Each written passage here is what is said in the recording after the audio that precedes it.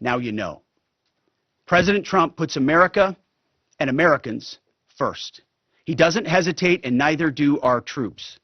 The mission of Operation Epic Fury is laser-focused. Destroy Iranian offensive missiles, destroy Iranian missile production, destroy their navy and other security infrastructure, and they will never have nuclear weapons. We're hitting them surgically, overwhelmingly, and unapologetically. With every passing day, our capabilities get stronger and Iran's get weaker. We set the terms of this war, from start to finish. Our ambitions are not utopian.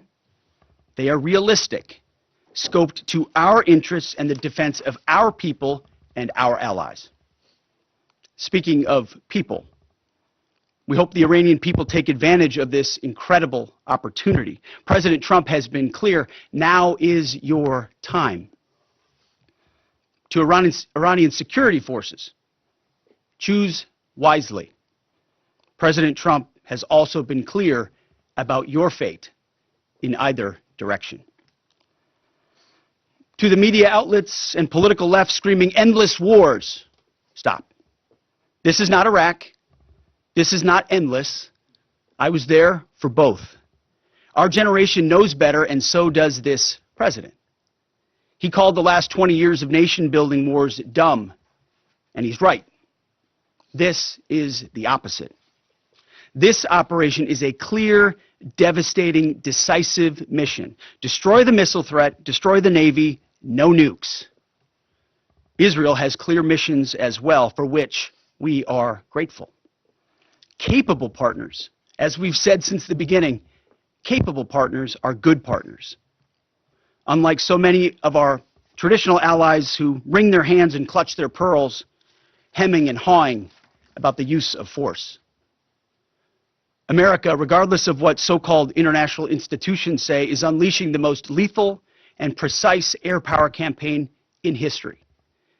B-2s, fighters, drones, missiles, and of course, classified effects. All on our terms, with maximum authorities. No stupid rules of engagement, no nation-building quagmire, no democracy-building exercise, no politically correct wars. We fight to win, and we don't waste time or lives. As the President warned, an effort of this scope will include casualties. War is hell, and always will be. A grateful nation honors the 4 Americans we have lost thus far and those injured. The absolute best of America. May we prosecute the remainder of this operation in a manner that honors them. No apologies, no hesitation, epic fury for them and the thousands of Americans before them, taken too soon by Iranian radicals. Before I turn it over to General Kane for the operational update, let me speak straight to you, the Joint Force, our warriors on the front lines. This is your moment. This is the generational turning point America has waited for since 1979, and since the rudderless wars of hubris my generation, our generation, endured. Don't listen to the noise. Just stay focused. Our Commander-in-Chief is steady at the wheel. We face a determined enemy, but you are better. But we must prove it every single day. History doesn't care if we're tired, if we're scared, or if the fight feels big. It demands warriors who rise anyway.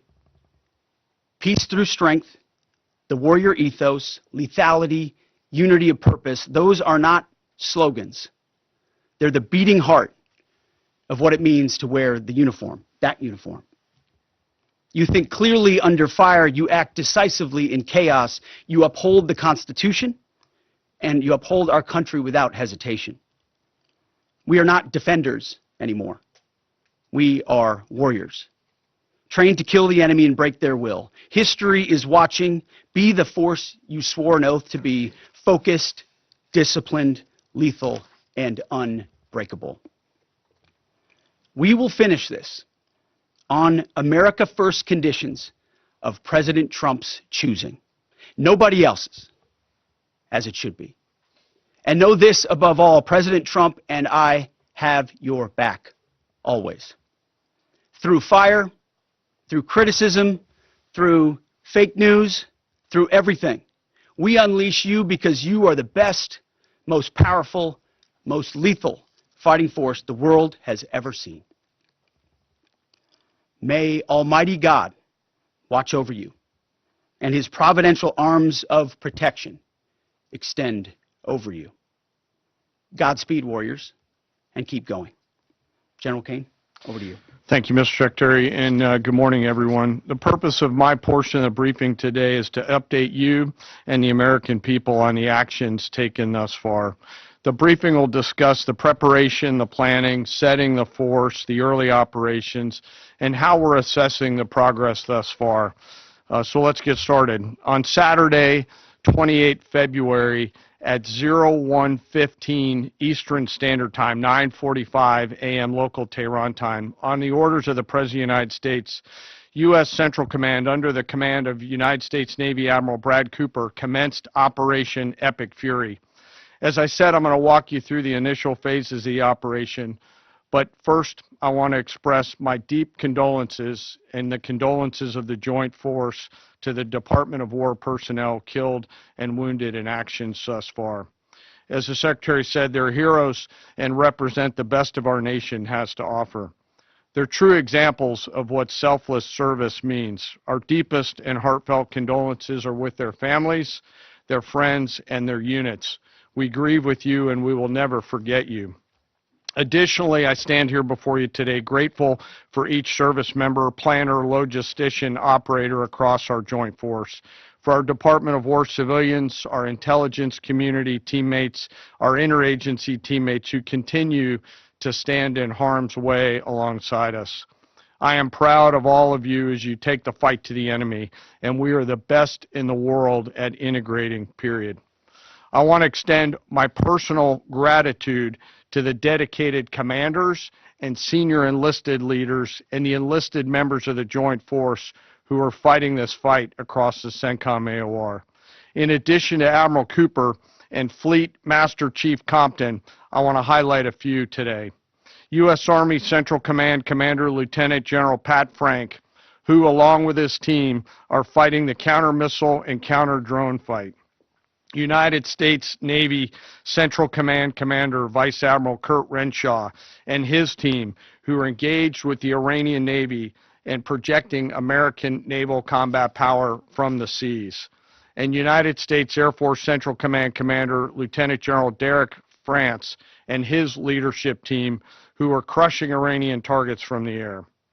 I want to highlight the support to the CENTCOM fight from other combatant commands who are directly involved with this effort, to include U.S. Spacecom, U.S. Cybercom, and U.S. UCOM. I also want to specifically call out United States Transportation Command and U.S. STRATCOM for their contributions to this fight. We cannot project American combat power at the time and place of our choosing without both. And finally, I want to express how deeply thankful I am for the continued service and sacrifice of the entire Joint Force and their families. Their unwavering commitment and dedication are the cornerstones of this effort. So let me start with a few details. First, to be clear, as the Secretary said, this is not a single overnight operation. The military objectives that CENTCOM and the Joint Force have been tasked with will take some time to achieve, and in some cases will be difficult and gritty work. We expect to take additional losses, and as always, we will work to minimize U.S. losses. But as the Secretary said, this is major combat operations. So let me talk about the preparation and the planning. On February 28th, the full strength of America's armed forces came together in a unified purpose against a capable and determined adversary. The United States Army, Navy, Marine Corps, Air Force, Space Force, Coast Guard, and our reserve components integrated across our combatant commands and began coordinated operations with the Israeli armed forces of an unprecedented scale. As the Secretary laid out, our military objectives are clear. Our mission is to protect and defend ourselves and, together with our regional partners, prevent Iran from the ability to project power outside of its borders, and be ready for follow-on actions as appropriate. Across every domain, land, air, sea, cyber, the U.S. Joint Force delivered synchronized and layered effects designed to disrupt, degrade, deny, and destroy Iran's ability to conduct and sustain combat operations. On the U.S. side, this marked the culmination of months and in some cases years of deliberate planning and refinement against this particular target set. From precision strikes against key military infrastructure to persistent intelligence and targeting integration to the close coordination of the components across vast distances, this operation again demonstrated America's reach, readiness, and professionalism, and that of our joint united force. It was historic not only in the operational scope, but in the level of joint integration displayed across every element of the joint force. And as I said earlier, this work is just beginning and will continue. So now to talk a little bit about setting the force and setting the theater. On the order of the Secretary of War over the last 30 days to reinforce deterrence and provide the President with credible options should action be required, the Joint Force began to systematically reposition assets and personnel across the region. These movements ensured that U.S. forces remained postured, protected, and ready to respond decisively for any emerging threat. This deployment included thousands of service members from all branches, hundreds of advanced fourth and fifth generation fighters, dozens of refueling tankers, the Lincoln and Ford Carrier Strike Group and their embarked air wings, sustained flow of munitions, fuel, supplies, all supported with command and control, intelligence, surveillance, and reconnaissance network. And the flow of forces continues today. In fact, Admiral Cooper will receive additional forces even today. This rapid buildup of forces demonstrated the joint forces' ability to adapt and project power at the time and place of our nation's choosing. I want to highlight a couple specific cases for you. The Gerald R. Ford Carrier Strike Group, which many of you know was down in the Western Hemisphere, redeployed across the Atlantic to set the theater. The ship, her crew, their families, and the entire strike group took a deep breath and, as they always do, began planning to conduct combat operations. The integrated Reserve and National Guard forces have continued to demonstrate the value of America's reserve forces, including the Wisconsin Army National Guard operating in Kuwait and Iraq, and Air National Guard units from a variety of states to include Vermont and Virginia. In the case of the Vermont Air National Guard and the 158th Fighter Wing, they were mobilized for Operation Absolute Resolve and then were tasked to take their F-35As across the Atlantic instead of going home to be prepared to support this operation. The same is with our Air National Guard and Air Force Reserve Command tanker and mobility forces, who stepped right out of their civilian jobs to deploy and to protect the region. Lastly, I want to highlight the unsung heroes of warfare, our American logisticians and sustainment force, those who quietly work every day behind the scenes to project and sustain America's combat power. Our leaders from World War II were right when they said professionals do logistics. As regional tensions rose, the Joint Force elevated our force protection measures on the order of the Secretary and repositioned discreetly civilians and non-essential personnel designed to ensure the safety and security of our joint force.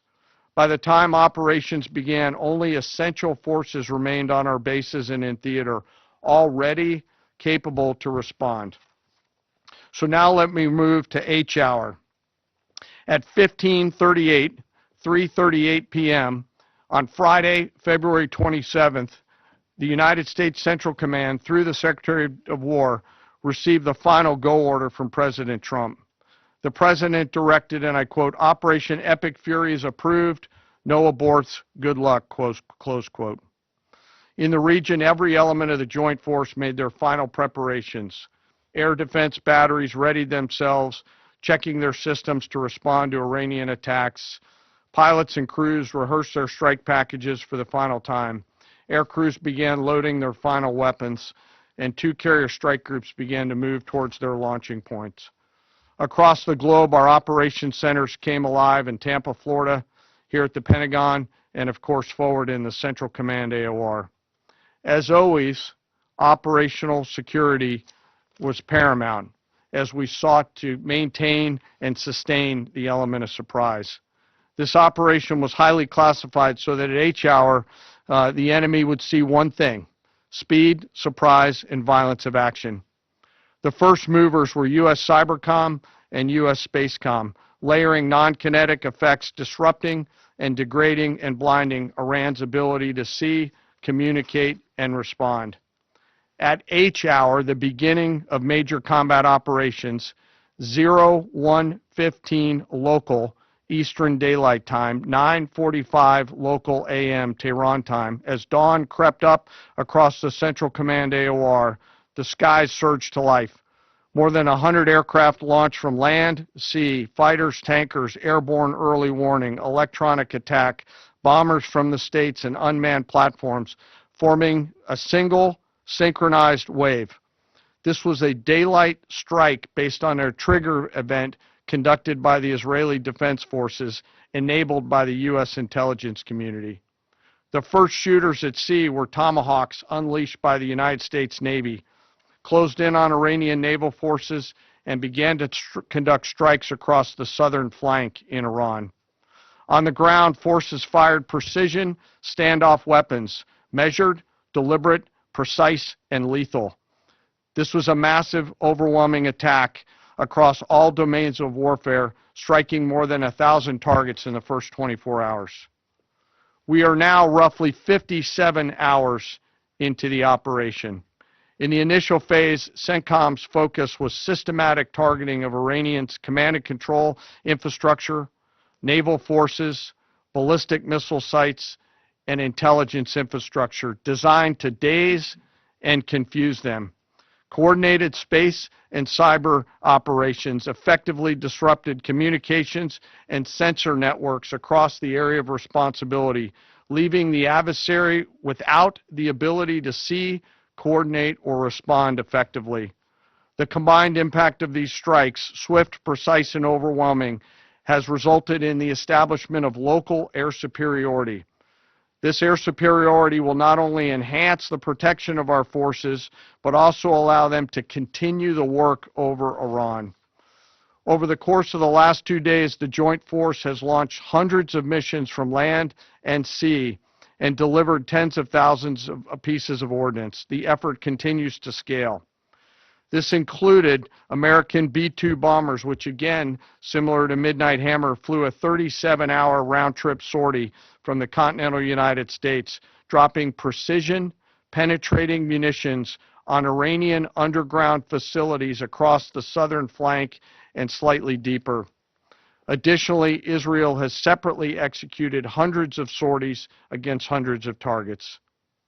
Beyond Air Force and Navy aircraft strike packages, coordinated salvos of precision standoff weapons from across the region have neutralized hundreds of pre-planned targets. As I mentioned earlier, in support of these kinetic operations, U.S. Cybercom and Spacecom have continuously layered effects to disrupt, disorient, and confuse the enemy. I will note that this operation had several combat firsts, which I'll allow at some point in the future Admiral Cooper to talk about, since he owns the AOR. While we've prosecuted a relentless offensive campaign, our defense has been equally important. Across the theater, operations have remained steady and disciplined. Once again, our integrated air and missile defense network is performing exactly as it's intended. U.S. Patriot and THAAD batteries, along with ballistic missile defense-capable Navy destroyers, continue to coordinate and execute intercepts with precision and consistency. I wish that every American could hear the voice communications like I have as these joint operations centers remain calm, focused, and cool while executing under fire over and over again. Collectively, these systems have intercepted hundreds of ballistic missiles targeting U.S. forces, our partners, and regional stability. The threat from one-way attack UAVs has remained persistent. Our systems have proven effective in countering these platforms, engaging targets rapidly. Each intercept represents hundreds of hours of training, readiness, and technology all coming together to work as designed. We will remain vigilant in the counter-UAV fight. And the defense of the region is not ours alone. As the threat grew, our partners surged in beside us. Air defense batteries in Qatar, the UAE, Kuwait, Jordan, and Saudi Arabia joined the fight, proof positive that years of training, trust, and hard-earned integration pay off. I am aware of the loss of 3 U.S. Air Force F-15Es overnight in the region. I am grateful for the safety of the crews, and we know that this was not from hostile enemy fire. As this matter's under investigation, I'll not comment further on this. Let me close. Operations will remain active across the theater and across the globe. The U.S. forces are postured not only to maintain pressure, but to respond and adapt as required. Operation Epic Fury stands as a reminder of what the United States military uniquely delivers: the ability to project power on a global scale with speed, surprise, precision, and overwhelming force when and where our nation requires it. What we've demonstrated over the past several days reflects years of investment in readiness, joint integration, and professionalism of the joint force. As major combat operations continue across CENTCOM, we remain engaged globally. America's joint force retains the credibility, capacity, and flexibility to respond to any contingency anywhere in the world at any time. To those who would test our resolve or threaten the United States, our allies, or our interests, understand clearly we can reach you, we can sustain the fight, and we can scale the fight, and we will prevail. To the American people, your joint force remains steady, frosty, calm, and focused. Your service members are trained, disciplined, and determined. We understand the risks of this mission and the weight of the responsibility that we carry. We also recognize that our families also shoulder the burden at home. You are a part of this too. I am proud today, as I am every day, to stand as a member of America's joint force. There is no mission too complex, no distance too great, and no adversary too determined for the men and women who wear our nation's uniform. We mourn our fallen, we honor their families, and we continue our mission with focus, unity, and strength. And now I'm happy to take any questions. Thank you, Mr. Chairman. Right here. Go ahead. Thank you for your time. What percentage of Iranian long-strike capabilities are still in the That was a joint press conference for the U.S. Secretary of Defense Pete Hegseth and the General Dan Kane, the chairman of the Joint Chiefs of Staff of the American Forces, who were briefing the journalists about the developments of the war. And General Kane was giving a complete assessment for the war since its eruption on Saturday. Also, the U.S. Secretary of Defense said that the Iranians are getting weaker every day and the U.S. is getting stronger, and they are setting the term for this war. From our perspective, the Commander-in-Chief sets the op-tempo and terms of this fight. As I said, it's on his terms, and we'll make sure that Admiral Cooper and his team have everything they need, not just to defend. I mean, the best defense is good offense. And so we're aggressively pushing into that airspace over that southern flank to ensure that we control it and we destroy anything that moves that would attempt to shoot us. Think of it as shooting the archer instead of the arrows. That's where we want to be. And we have the kind of exquisite intelligence to get over the top, find that and destroy it. It won't happen overnight. This is a big battle space with a lot of capabilities. That's part of the reason why it's such a threat to us. That's why I talk about conventional umbrella to blackmail nuclear ambitions. They were building up this conventional arsenal in order to ensure that no one would ever block them from their ability to get nuclear weapons. So we're very clear-eyed about the nature of this Iranian threat, and we're going to get after it. I don't know if you have anything to add to that, Mr. Chairman. Thank you for the question. The only thing I'll add is that unlike an operation, a single operation like Midnight Hammer or Absolute Resolve, it'll take some time for us to conduct battle damage assessment, and the targeting cycle that CENTCOM will run will take those things into effect. Admiral Cooper will adjust his plan and fires accordingly to ensure that we're attriting that. He's focused on long-range strike capability coming out of the enemy, and that's a key and essential part of it. Of the capabilities that still exist from the enemy front? Yeah, that's what I mean when I say we're still doing BDA. Normally we'd be able to see a singular thing and we'd assess pretty quickly. He's doing offense and assessment simultaneously, so it'll take longer for us to assess than it would in a single operation. Secretary Hegseth, thank you. Reagan Reese with the Daily Caller. Two questions for you. The President said yesterday in his video message that we will leave Iran when we complete all of our objectives. What are our objectives, and can you share more information on how the soldiers who were killed were killed? Well, I laid out the objectives, as did the chairman. They're completely nested. I mean, Iran has an ability to project power against us and our allies in ways that we can't tolerate. So whether that's ballistic missiles and drones, so offensive capabilities, effectively their Navy, which would attempt to set other terms and impose different costs, drone capabilities, which we laid out there. And ultimately, though, this tying it back to Midnight Hammer, the President has been willing to make a deal.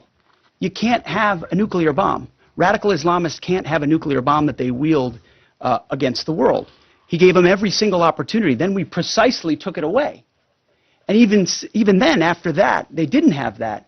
They didn't come to the table with a willingness to give it away. So ultimately, those nuclear ambitions, which never ceased, are something that had to be addressed as well. So that's a discrete sense of what's being addressed here to ensure that they can't use that conventional umbrella to continue a pursuit of nuclear ambitions. And then, as it pertains to the U.S. casualties, that particular incident was, you have air defenses and the lot's coming in and you hit most of it, and we absolutely do. We have incredible air defenders. Every once in a while you might have one, unfortunately we call it a squirter, that makes its way through, and in that particular case it happened to hit a tactical operations center that was fortified, but these are powerful weapons.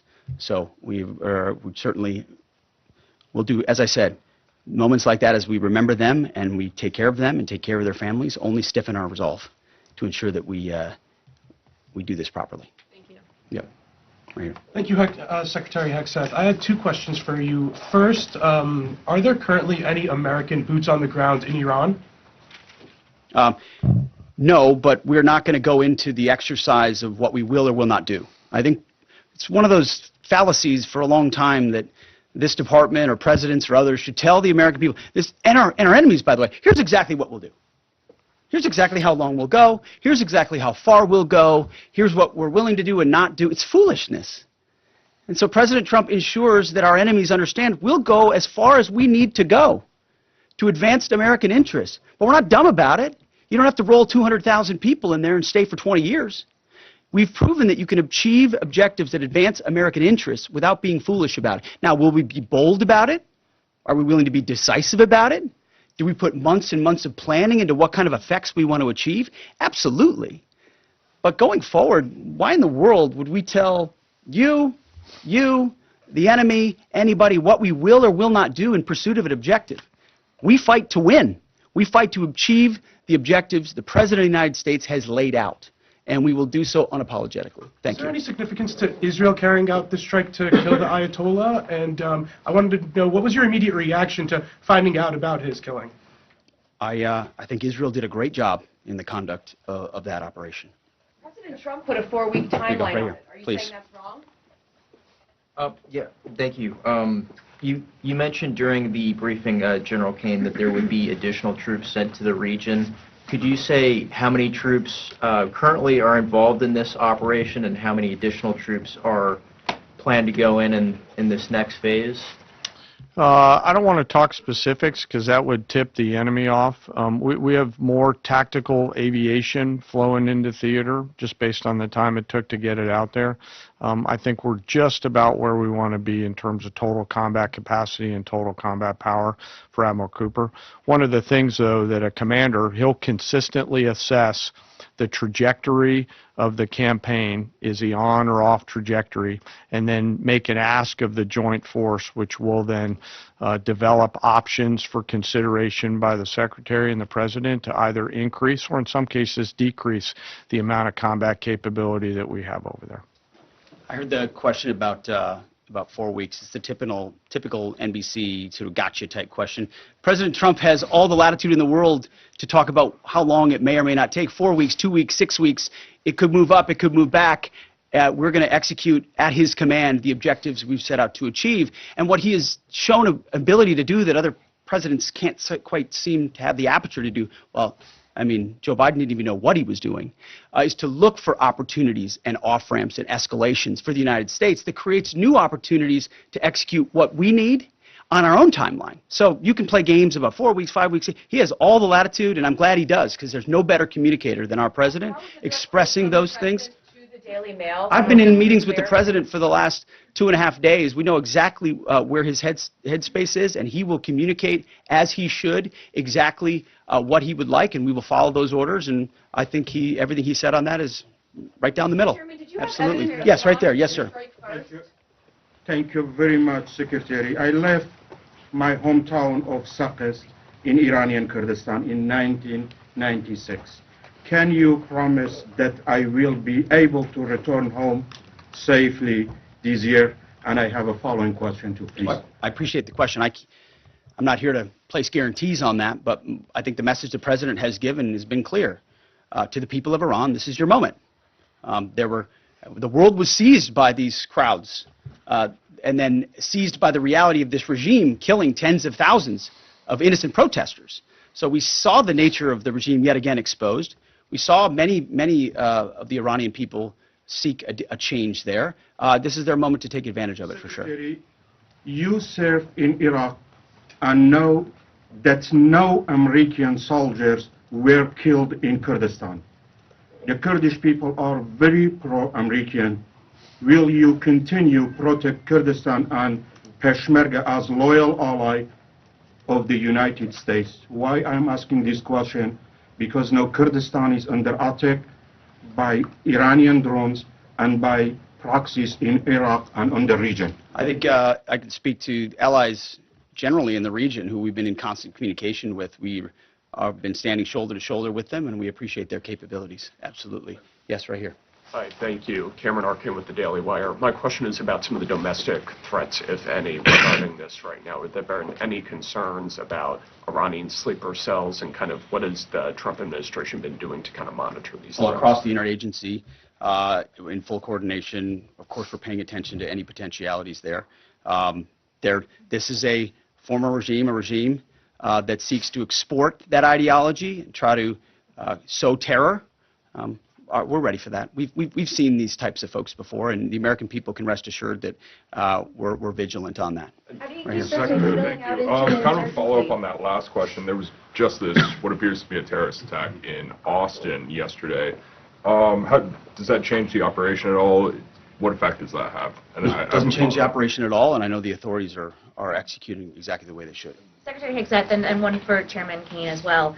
I understand, to your point here, that you don't want to broadcast everything for our adversaries to hear, but the American people also want to know what they're sending their men and women to war for. Is there a concern of this spiraling into a longer war? And then one for the chairman when you're done. Did you not hear my remarks? I mean, we're ensuring the mission gets accomplished, but we are very clear-eyed, as the president has been, unlike other presidents, about the foolish policies of the past that recklessly pulled us in to things that were not tethered to actual clear objectives. So we know, we have plans, we have generals, we have chairmen, we have commanders, CENTCOM commanders, Admiral Cooper, who's executing very deliberately to ensure outcomes that I laid out are accomplished. But we would never, in front of a press pool, lay out how long that may take. The mission for our warfighters, which is what matters to us, is very, very clear, and they're executing it right now violently. And just for the chairman quickly, I have one for the chairman. You said this is not a one-night operation. It will take time to achieve the goals. What would be the goal line here for you? I think the Secretary laid out the military objectives, and that's what we execute against is the military objectives. Last one right here. Uranium is. Thank you, sir. As you've said, there are a large amount of U.S. service members that are in harm's way right now. What is your prayer for them? First of all, my prayer for them is that I do pray for them. My wife prays for them. Our family prays for them. Our cabinet prays for them. None of this is done on a whim. Having been in their boots, having been in their shoes, having been in their flight suits, I know we think about them with every decision that we make and every recommendation that we make to the President of the United States. Those recommendations are made prayerfully. And when I pray every day for them and for this mission, I pray simply for the biblical wisdom to see what is right and the courage to do it. It's going to take courage to follow through on this. There's going to be a lot of noise. And we pray for that, and we hope all of you do as well. Thank you very much. Appreciate it. Thank you.